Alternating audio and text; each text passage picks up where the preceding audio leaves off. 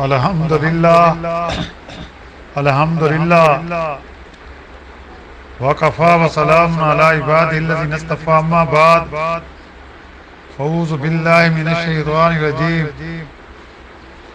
بسم اللہ الرحمن الرحیم فارضوا فرسلنا علیہم سیل الحرم وبدلناہم جنتین ذوات اکل خمط واصل وشیء من سدر قلیل.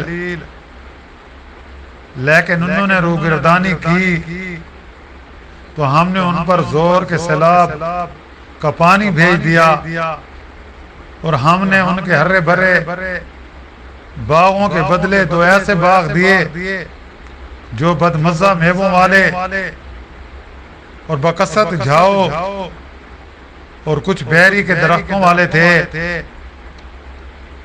ذالک جزیناہم بما کفروا وہل نجازی الا الکفور. ہم نے ان کی ناشکری کا یہ بدلہ انہیں دیا کہ ہم ایسی سخت سزا بڑے بڑے ناشکروں ہی کو دیتے ہیں. وَجَعَلْنَا بَيْنَهُمْ وَبَيْنَ الْقُرَى الَّتِي بَارَكْنَا فِيهَا قُرًى ظَاهِرَةً وَقَدَّرْنَا فِيهَا السَّيْرَ سِيرُوا فِيهَا لَيَالِيَ وَأَيَّامًا آمِنِينَ. اور ہم نے ان کی اور ان بستیوں کے درمیان جن میں ہم نے برکت دے رکھی تھی چند بستیاں اور آباد رکھی تھی جو برسر راہ ظاہر تھیں اور ان میں چلنے کی منزلیں مقرر تھیں. ان راتوں اور دنوں کو وہ امان چلتے پھرتے رہو. سبحان ربک رب العزت عما یصفون وسلام علی المرسلین والحمد للہ رب العالمین. اللہم صلی علی سیدنا محمد وعلی آلہ وصحابہ وسلم. پارہ 22واں سورۃ السبا کی آیات مبارکہ 16، 17 اور 18 کی تلاوت کی گئی ہے اور 7 ترجمہ کیا گیا ہے. جیسا کہ گزشتہ درس میں قوم سبا اور ان کی بستیوں کے بارے میں ذکر ہوا تھا کہ اللہ تعالیٰ نے ان کو ایک ایسی سلطنت عطا کی تھی جہاں پر ہریالی تھی، دائیں بائیں باغ تھے، روز لوگ بڑے پرامن زندگی گزار رہے تھے اور ہم نے ان کو بڑی روزی دی ہوئی تھی کہ تم اپنے رب کا شکر ادا کرو کہ اگر تم شکر ادا کرو گے تو وہ تمہیں بخش دے گا. لیکن اس قوم نے جب روگردانی کی، اللہ کی ناشکری کی، تو پھر اللہ تعالیٰ کی پکڑ میں ایسے آئے کہ ان کی وہ ہریالی جو تھی وہ جھاؤ میں تبدیل ہو گئی. کیونکہ جو آدمی ناشکری کرتا ہے، اللہ کے احکامات نہیں مانتا، ان کے انبیاء کی دعوت کو قبول نہیں کرتا، تو پھر اللہ تعالیٰ ان کو نشان عبرت بنا دیتے ہیں. جیسا کہ قوم سبا کی بستیوں کا ذکر ہوا ہے، یعنی اگر تم اپنے رب کا شکر ادا کرتے رہو گے تو وہ تمہارے گناہ معاف کر دے گا. یعنی یہاں جو ذکر ہوا ہے کہ انہوں نے روگردانی کی. روگردانی کس کی کہ اللہ کے احکامات کو نہ مانا، انبیاء کی مخالفت کی. اللہ نے جو پیغام بھیجا تھا توحید کا، اس کو نہ مانا، اور انہوں نے پہاڑوں کے درمیان چشمے اور باندھ تعمیر کر کے پانی میں رکاوٹ پیدا کی تھی، جیسا کہ ڈیم بنتے ہیں. ڈیم بنا کر بجلی پیدا کی جاتی ہے اور پھر ان سے نہریں نکالی جاتی ہیں جن سے وہ ان علاقوں میں کو سیراب کرتے ہیں جہاں پانی کی قلت ہوتی ہے. تو انہوں نے بھی ایسے ڈیم بنائے ہوئے تھے اور اس سے زراعت اور باغبانی کے کام میں اس پانی کو لاتے تھے.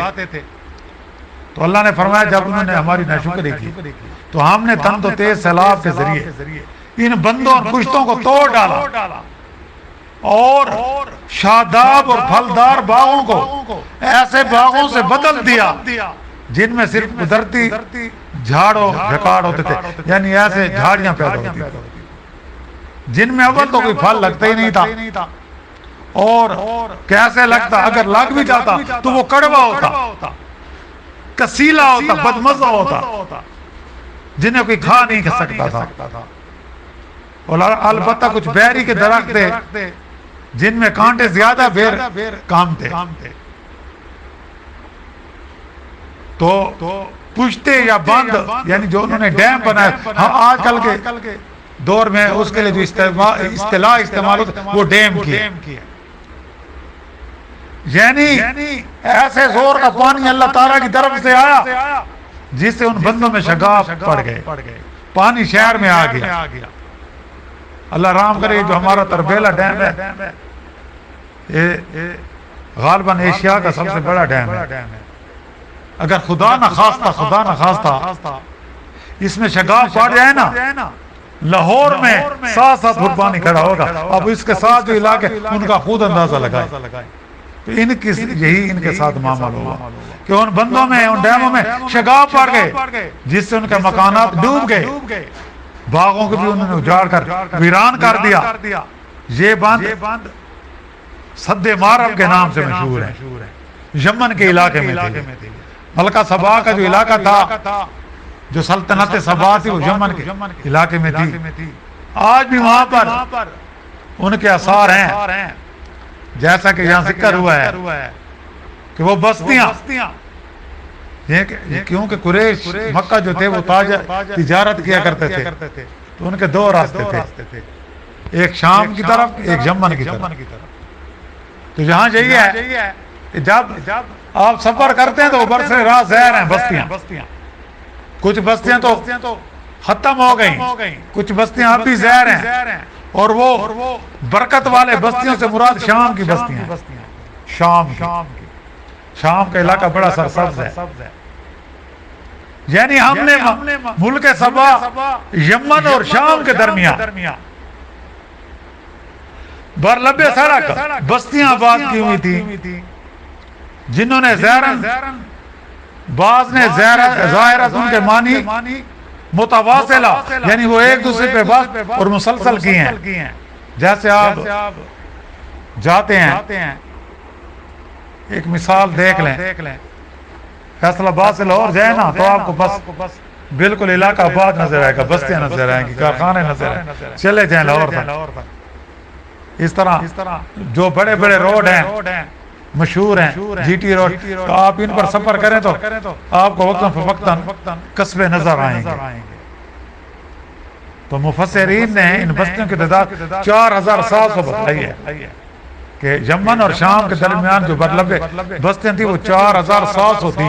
اب بتائیں وہ علاقہ کتنا سرسبز ہوگا, کتنا شاداب ہوگا, وہاں کے لوگ کتنے خوش و خرم ہو گئے.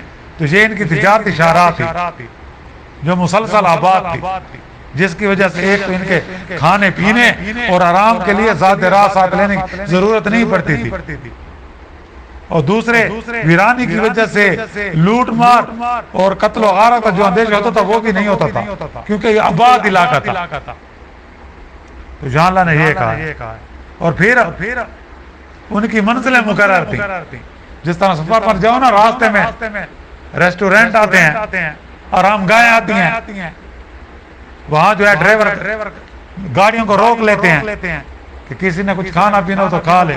ایسے وہاں بھی ایسی سرائے بنی, یعنی ایک آبادی سے دوسری آبادی کا فاصلہ متعین اور معلوم تھا, اور اس کے حساب سے وہ آسانی اپنا سفر طے کر لیتے تھے. مثلا صبح کا سفر کا آغاز کرتے تو دوپہر تک ہم کس آبادی میں, کس قریے میں, کس قصبے تک پہنچ جاتے ہیں. وہاں کھا پی کر کے لولا کرتے اور پھر سرگرم سفر ہو جاتے تو رات کو کسی آبادی میں جا پہنچتے اور پھر وہ ان راتوں اور دنوں کو یعنی کہ چاہے رات ہوتی تھی چاہے دن ہوتا تھا وہ امن کے ساتھ سفر کرتے تھے. انہیں کوئی خوف و خطرہ نہیں ہوتا تھا, انہیں لوٹ مار کو کوئی خطرہ نہیں ہوتا تھا. یہ ہر قسم کے خطرے سے محفوظ تھے. ذات راہ کی مشقت سے بے نیاز ہونے کا بیان ہے کہ رات اور دن کی جس گھڑی میں تم سفر کرنا چاہو نہ جان و مال کا اندیشہ ہے نہ راستے کے لیے سامان سفر ساتھ لینے کی ضرورت ہے. یعنی ہلکے قسم کا سفر, راستے میں تمہاری ہر چیز ضرورت کی کھانے پینے کی مل جائے گی. تو جب ان لوگوں نے اللہ کی نافرمانی کی, اللہ کی ناشکری کی, اللہ کی بات نہ مانی, اللہ نے اپنے انبیاء بھیجے ان کی ہدایت کے لیے, ان کو جنہوں نے توحید کا درس دیا, جب انہوں نے بات نہ مانی اللہ کی پکڑ میں یہ ایسے آئے کہ ان کو آثار قدیمہ بنا دیا, نشان عبرت بنا دیا. اللہ تعالیٰ سے دعا ہے کہ اللہ تعالیٰ ہمیں نبی کریم صلی اللہ علیہ وسلم کی سنت پر اور قرآن مجید کے احکامات جو آپ نے نازل کیے ان پر صدق دل سے عمل کرنے کی توفیق عطا فرمائے, اور ہم سب اہل ایمان کا خاتمہ ایمان پر فرمائے, اور جو اس دنیا سے مسلمان رخصت ہو گئے سب کی مغفرت فرمائے اور ان کو جنت میں اعلیٰ مقام عطا فرمائے. وآخر دعوانا ان الحمدللہ رب العالمین. ربنا آتنا فی الدنیا حسنۃ وقنا عذاب النار. صلی اللہ تعالی علی خیر خلق محمد و آلہ و صحبہ اجمعین برحمتک.